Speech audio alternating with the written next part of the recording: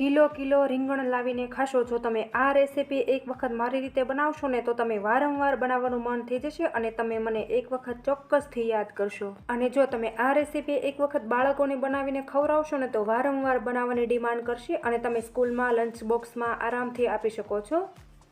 જેટલા પણ રીંગણ ઘરમાં લાવશો ને એ બધા ફટાફટ ચટ થઈ જશે. એટલી સરસ આ રેસીપી બને છે. તો આ રેસીપી જોવા માટે વિડીયોને પૂરેપૂરો જોજો. તમે અમારી ચેનલ ઉપર નવા હોય તો ચેનલને સબસ્ક્રાઈબ કરી લેજો. તો ચાલો બનાવીએ. તો રીંગણની યુનિક રેસીપી બનાવવા માટે અહીંયા મેં આ રીતના 2 રીંગણ લઈ લીધેલા છે. રીંગણને આ રીતના આપણે પાછળથી ડીટીયાનો ભાગ કટ કરીને બધી છાલને ઉતારી લઈશું. તો જ્યારે આપણે આ રેસીપી રીંગણની બનાવીને ત્યારે રીંગણની છાલ ઉતારી લેવાની છે, કારણ કે જો છાલ નહીં ઉતારીએ ને તો આપણી રેસીપી થોડી કાળી પડી જશે. તો એના માટે આપણે છાલ ઉતારી લેવી ખૂબ જ જરૂરી છે. તો અહીંયા આપણે રીંગણની છાલ ઉતારી લીધી છે અને ત્યાર પછી આપણે અહીંયા લીલા મરચાં લઈ લીધેલા છે અને ધાણા લઈ લીધેલા છે. તો હવે અહીંયા આપણે એક મિક્સર જાર લઈ લેશું અને આ રીતના આપણે જે રીંગણની છાલ ઉતારેલી છે એને આ રીતના આપણે કટકા કરી અને ગ્રાઇન્ડ કરી લેવાનું છે. તો આપણે જે ધાણા અને લીલા મરચાં એ પણ રેડી કરીને રાખ્યા હતા તેને પણ આપણે મિક્સર જારમાં એડ કરી અને આપણે પેસ્ટ બનાવી લેશું. તો અત્યારે મેં ખાલી પેસ્ટ બનાવતી વખતે ધાણા અને આ રીતના થોડા લીલા તીખા મરચાંનો ઉપયોગ કરેલો છે. તમે ઈચ્છો તો અહીંયા લીલું લસણનો પણ ઉપયોગ કરી શકો છો. તો આ રીતના જ્યારે આપણે પેસ્ટ બનાવીએ ત્યારે આપણે તેની અંદર છાશ અથવા તો ખાટું દહીં ઉમેરવાનું છે. પાણીનો બિલકુલ આપણે ઉપયોગ નથી કરવાનો. તો આપણે આ રીતના ઢાંકણ બંધ કરીએ સરસ એવી સ્મૂથ પેસ્ટ બનાવીને તૈયાર કરી લઈએ.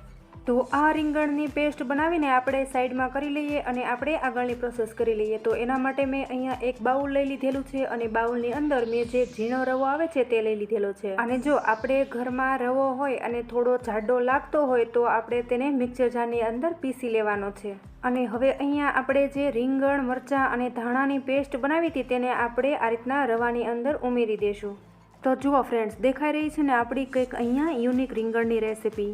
અને હવે અહીંયા આપણે સરસ એવું ઢોકળાનું બેટર રેડી કરવાનું છે. તો એના માટે મેં જે ખાટી છાશ છે તે લઈ લીધેલી છે. અહીંયા આપણે ખાટી છાશનો જ ઉપયોગ કરીશું જેથી કરીને આપણા ઢોકળા એકદમ સુપર ટેસ્ટી બને અને આથો પણ આપણો ફટાફટ આવી જાય, કારણ કે આપણે અહીંયા ઇન્સ્ટન્ટ ઢોકળા બનાવવાના છે. તો જુઓ ફ્રેન્ડ્સ, અહીંયા આપણે કોઈ પણ ફેમિલી મેમ્બરમાં જો રીંગણ ના ભાવતા હોય તો તમે આ રીતના ઢોકળા બનાવીને જરૂરથી ખવડાવજો. ખુશ થઈ જશે અને બીજી વખત બનાવવાની પણ ડિમાન્ડ કરશે. અને હવે આ બેટરની અંદર આપણે સ્વાદ પ્રમાણે મીઠું લઈ લેવાનું છે. તો મેં અહીંયા જે સિંધા નમક આવે છે તેનો જ ઉપયોગ કરેલો છે. અને મીઠું ઉમેરી આ રીતના આપણે ચમચીની મદદથી સારી રીતે મિક્સ કરી લેશું અને સરસ એવું ચમચીથી ફેટી લેશું. અને 15 મિનિટ જેવું આપણે તડકે મૂકશું ને એટલે સરસ એવું બેટર આપણું ફૂલી જશે અને એક્ટિવેટ થઈ જશે. તો અહીંયા આપણે ઇન્સ્ટન્ટ રવા રીંગણના ઢોકળા બનાવી રહ્યા છીએ. તો આપણે એની અંદર થોડો ઈનો ઉમેરી દઈશું અને ઈનો ઉપર થોડું લીંબુ ઉમેરી આપણે ઈનોને એક્ટિવેટ કરી લઈશું. તો આ રીતના ઇન્સ્ટન્ટ ઢોકળામાં થોડો ઈનો ઉમેરવાથી આપણા ઢોકળા એકદમ સોફ્ટ થાય છે અને પરફેક્ટ બનીને રેડી થાય છે. અને જો આ સમયે તમને બેટર થોડું વધારે જાડું લાગતું હોય તો આપણે થોડું પાણી ઉમેરી બેટરને થોડું પતલું કરી લેવાનું છે. તો મને અહીંયા લગભગ થોડું બેટર ઘટ લાગતું હતું તો મેં અહીંયા 1/4 કપ જેટલું પાણી ઉમેરી આ રીતના બેટરને ચમચીની મદદથી હલાવી અને પતલું કરી લીધેલું છે. અને આપણે જ્યારે પણ ઢોકળા બનાવીએ ને ત્યારે આપણે બધી વસ્તુ ઉમેરી આ રીતના વન સાઈડ આપણે બેટરને ફેટી લેવાનું છે. આપણે જો એક સાઈડ બેટરને ફેટશું ને તો આપણા ઢોકળા પરફેક્ટ બનીને રેડી થશે. અને અહીંયા રવા રીંગણના ઇન્સ્ટન્ટ ઢોકળા બનાવવા માટે મેં અહીંયા એક પ્લેટ લઈ લીધેલી છે. પ્લેટને આ રીતના આપણે તેલથી ગ્રીસ કરી લેશું. અને હવે અહીંયા આપણે તૈયાર કરેલા બેટરને લઈ આ રીતના થાળીની અંદર ઉમેરી અને સ્પ્રેડ કરી લેશું. તો હું અહીંયા આ રીતના કઢાઈની અંદર જ ઢોકળા બનાવી રહી છું. જો તમારી ઢોકળા મેકર હોય તો તેની અંદર પણ તમે બનાવી શકો છો. આ રીતના થાળીની અંદર બેટર પાથરી ચમચીની મદદથી આપણે સારી રીતે સેટ કરી લેશું. અને ઢોકળાના નટી ટેસ્ટ માટે આપણે અહીંયા થોડા તલ લઈ લીધેલા છે તો એને પણ આપણે ઢોકળા ઉપર સ્પ્રિંકલ કરી લેશું. અને હવે આ રવા રીંગણના ઢોકળાને સ્ટીમ કરવા માટે મેં પાણીને પહેલેથી જ ઉકાળીને રેડી રાખ્યું હતું. અને આ રીતના આપણે પાણીની અંદર સ્ટેન્ડ મૂકી તેના ઉપર થાળી રાખી દઈશું અને આપણે ઢાંકણ બંધ કરી દઈશું. અને હવે અહીંયા આ રવા રીંગણના ઢોકળાને લગભગ હાઈ ફ્લેમ પર 8 થી 10 મિનિટ જેવું આપણે કૂક થવા દેશું.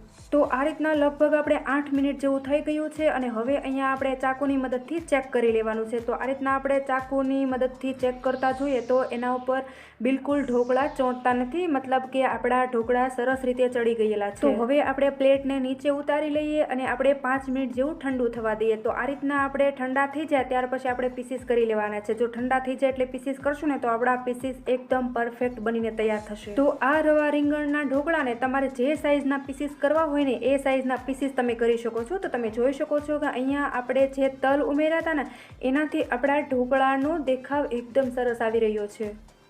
અને પીસીસ કરી અને વચ્ચેથી હું એક પીસ કાઢી તમને બતાવી દઉં તો આપણા ઢોકળા એકદમ પોચા અને સ્પંજી દેખાઈ રહ્યા છે. હવે આપણે આગળની પ્રોસેસ કરી લઈએ. અને હવે અહીંયા રવા રીંગણના ઢોકળાનો વઘાર કરવા માટે એક કડાઈની અંદર આપણે તેલ ગરમ કરી લેશું. તેલ ગરમ થઈ જાય એટલે આપણે તેની અંદર રાઈ ઉમેરી દેશું. તો આ ઢોકળાના વઘારની અંદર રાઈ તમે તમારા હિસાબથી વધારે કે ઓછી કરી શકો છો. તો રાઈ આપણી સરસ એવી ફૂટી જાય ત્યાર પછી આપણે તેની અંદર જીરું ઉમેરી દેવાનું છે. તો જીરું આ રીતના ગરમ થઈ જાય ત્યાર પછી આપણે તેની અંદર હિંગ ઉમેરી દેવાની છે. અને ઢોકળાના નટી ટેસ્ટ માટે અહીંયા મેં તલ લીધેલા છે. તો તલને પણ આપણે તેલની અંદર ઉમેરી દઈશું. તો અહીંયા મેં જે તીખા મરચાં આવે છે તેને લઈ લીધેલા છે. તો તેને પણ આપણે આ રીતના તેલની અંદર ઉમેરી દઈશું. અને ત્યાર પછી 8 થી 10 નંગ મેં મીઠા લીમડાના પાન લીધેલા છે. તો એને પણ આપણે ઉમેરી દઈશું. હવે આપણે આ તૈયાર થયેલા વઘારની અંદર ઢોકળાને ઉમેરી દેવાના છે. અને જ્યારે પણ આપણે વઘારની અંદર ઢોકળા ઉમેરીએ ત્યારે આપણે આ રીતના ઊંચા નીચે કરીને જ હલાવવાના છે. જો આપણે ચમચાની મદદથી હલાવીશું ને તો આપણા ઢોકળા તૂટી જવાની શક્યતા રહેશે. અને હવે અહીંયા આપણે જે બીજી ડીશ પણ ચડવા માટે મૂકી હતી ને તો એ પણ તૈયાર થઈ ગયેલી છે. તો એને પણ આ રીતના પીસીસ કરી અને વઘારની અંદર આપણે ઉમેરી દઈશું અને ઊંચા નીચે કરી આપણે વઘારની સાથે મિક્સ કરી લઈશું. અને હવે અહીંયા આપણા રવા રીંગણના ઢોકળા તૈયાર થઈ ગયા છે. તો હવે આપણે થોડી વાર ગેસ પર રહેવા દઈ અને આ રીતના ઢાંકણ બંધ કરી દઈશું ને એટલે આપણા ઢોકળા એકદમ સોફ્ટ થઈ જશે. તો અહીંયા મેં ધાણા લઈ લીધેલા છે. તો આ રીતના ધાણાને સાફ કરી આપણે ઢોકળાની ઉપર ગાર્નિશ કરી લઈશું. તો અહીંયા ધાણા બિલકુલ ઓપ્શનલ છે. જો તમે ઈચ્છો તો ઉમેરી શકો છો ને તો સ્કીપ પણ કરી શકો છો. તો આ રીતના ઢોકળાની અંદર લીલા ધાણા ઉમેરી આપણે ઊંચા નીચી કરી સરસ એવું ધાણા સાથે ઢોકળાને મિક્સ કરી લેશું. તૈયાર છે આપણા રવા રીંગણના ગરમા ગરમ ઢોકળા. હવે આપણે તેને દહીં સાથે પ્લેટની અંદર સર્વ કરીશું. તમે આ ઢોકળાને ગ્રીન ચટણી અથવા તો સોસ સાથે પણ સર્વ કરી શકો છો. તો જુઓ ફ્રેન્ડ્સ, આ રીતના હું તમને એક ઢોકળું હાથમાં લઈ અને ચેક કરીને બતાવી દઉં તો આપણા ઢોકળા એકદમ સ્પંજી અને સોફ્ટ તૈયાર થયા છે. અને તમે પણ એક વખત આ રવા રીંગણના ઢોકળા એક વખત ઘરે જરૂરથી બનાવીને ટ્રાય કરજો. ફટાફટ બનીને તૈયાર થઈ જાય છે, કોઈ જ પ્રોબ્લેમ નથી આવતો અને ખાવામાં તો એકદમ સુપર ટેસ્ટી લાગે છે. અને જેને રીંગણ નથી ભાવતા ને એને તો આ રેસીપી એક વખત ખાસ જોવા જેવી છે. અને તમે આ રેસીપી એક વખત મારી રીતે બનાવીને ટ્રાય કરશો ને તો વારંવાર બધા ઘરમાં બનાવવાની ડિમાન્ડ કરશે અને રીંગણનો ઉપયોગ પણ થઈ જશે. તો આ યુનિક રેસીપી તમને કેવી લાગી ને એ કમેન્ટ કરીને જરૂરથી જણાવજો. ફરી મળીશું એક નવા વિડીયો સાથે. Thanks for watching my video.